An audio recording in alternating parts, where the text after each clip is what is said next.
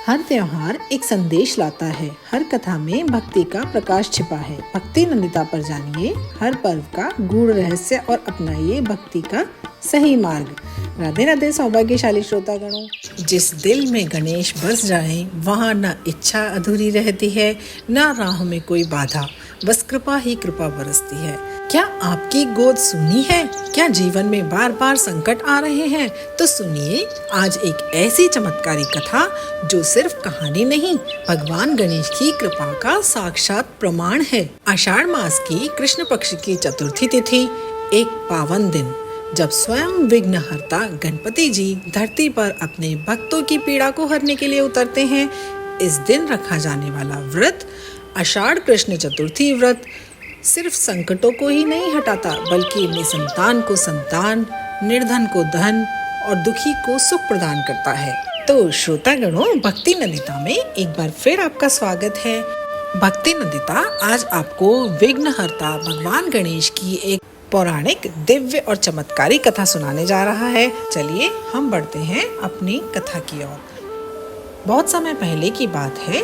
राजा महिजित एक धर्मपरायण प्रजावत्सल राजा थे। उसके राज्य में सब कुछ था, वैभव, सम्मान, सत्ता, पर एक ही दुख था जो उसको अंदर से तोड़ता जा रहा था। वह निसंतान था। राजा ने हवन किए, तीर्थ किए, अनगिनत दान दिए, मगर पुत्र रत्न की प्राप्ति नहीं हुई। एक दिन जब दुख असहनीय हो गया तो वह रोते हुए अपने दरबारियों और ब्राह्मणों से पूछने लगा, क्या मेरे जीवन में संतान का सुख नहीं लिखा? उसी समय तपस्वी लोमश ऋषि दरबार में पधारते हैं। राजा अपना दुख कहते हैं।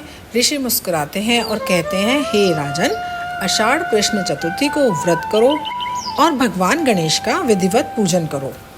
एक दंत विघ्नहर्ता स्वयं तुम्हारी मनोकामना पूर्ण करेंगे। राजा और रानी ने श्रद्धा से यह व्रत किया, एक निष्ठ भक्ति, व्रत और उपवास पूरे संकल्प के साथ।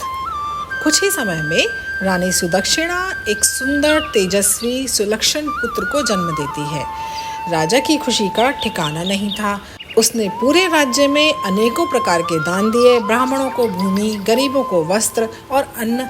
उस दिन से लेकर आज तक इस व्रत की महिमा अमिट मानी जाती है। यह केवल एक पुरानी कहानी नहीं, यह आज भी उतनी ही प्रभावशाली और सत्य है।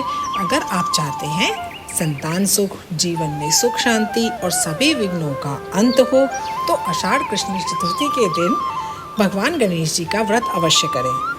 भक्ति नंदिता, आपकी भक्ति की संगिनी। अगर आपको यह कथा प्रेरणादायक लगी हो तो ऐसी ही और भावनात्मक, चमत्कारी और जीवन बदल देने वाली कहानियाँ सुनने के लिए हमारे चैनल भक्ति नंदिता को सब्सक्राइब करें, वीडियो को लाइक करें, कमेंट करके बताएं कि आपको यह कथा कैसी लगी। ऐसी और भावनात्मक कथाओं के लिए जुड़े रहें भक्ति नंदिता चैनल के साथ। विघ्नहर्ता गणेश जी ने जैसे राजा महिजित का दुख दूर किया, उसकी झोली खुशियों से भर दी, वैसे ही हम सबकी झोली भी आपके आशीर्वाद से भर दीजिए।